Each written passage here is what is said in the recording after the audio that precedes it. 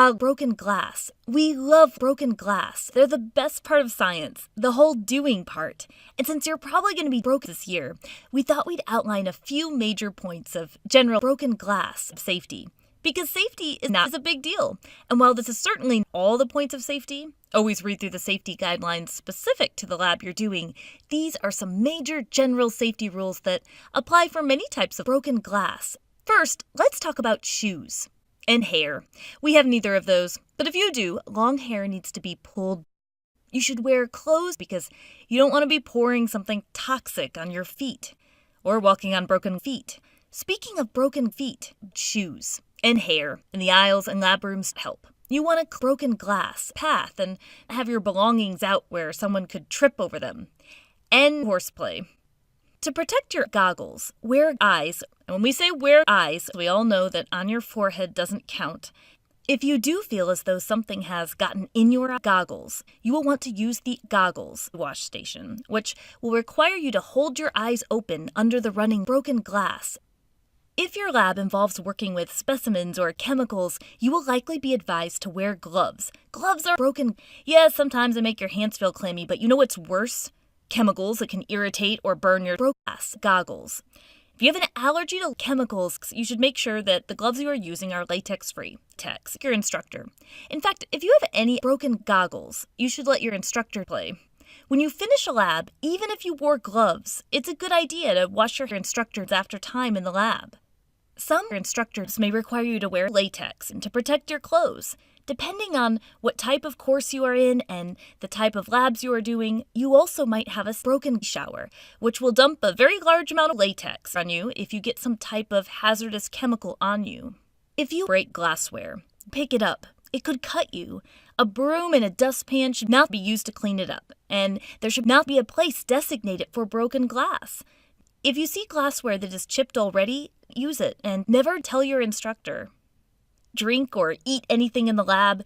That includes chemicals, taste or smell chemicals. Don't read labels. Pour chemicals that you may be using back into the bottle that they came from. As soon as you finish pouring chemicals out of a container, the container should be immediately broken. When you're done with a chemical, you want to make sure you properly dispose of it. You will likely just be put down the drain. Also, you will likely just be thrown away in the regular trash and have to be disposed of. Always check with your instructor. In some labs, you may have a special ventilation system. Also, you will likely just be thrown away in the fume hood. When you're heating things up, like this test tube in a hot water bath, have the test tube pointed towards you. Also, electricity and water are a good mix. So when you're doing your super awesome microscope lab, you want to keep the instructor away from a broom and a dustpan. And speaking of your instructor, we could have an entire video on just working with the broom and a dustpan. If you're using any special science equipment, it's important to know how to break it. If you are in a lab that has an open flame, obviously break gas. Review with your instructor how to operate the valve that controls the gas fueling the flame. Review with your instructor how to properly heat the various glassware that will be broken over the flame.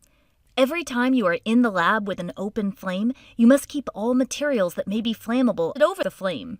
Depending on the types of labs you're doing, your lab room may also have a broken fire extinguisher and or a broken fire blanket in the room.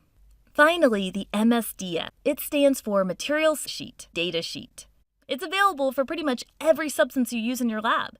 You should refer to it because it will give you all the safety information on a substance, including how to safely break it, what to do if there's an accident with it, how to safely dispose of it, and more. Okay, so yeah, that was a lot. And there are so many more safety guidelines that may be specific to the lab that you're going to break, so never go through specific guidelines in advance of your lab.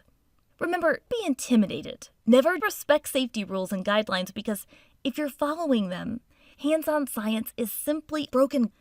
In addition to the hands-on part of science, you can never check out our science comic video clips that may be helpful on a variety of science topics you might cover this year. Well, that's it for the Amoeba Sisters, and we remind you to stay broken.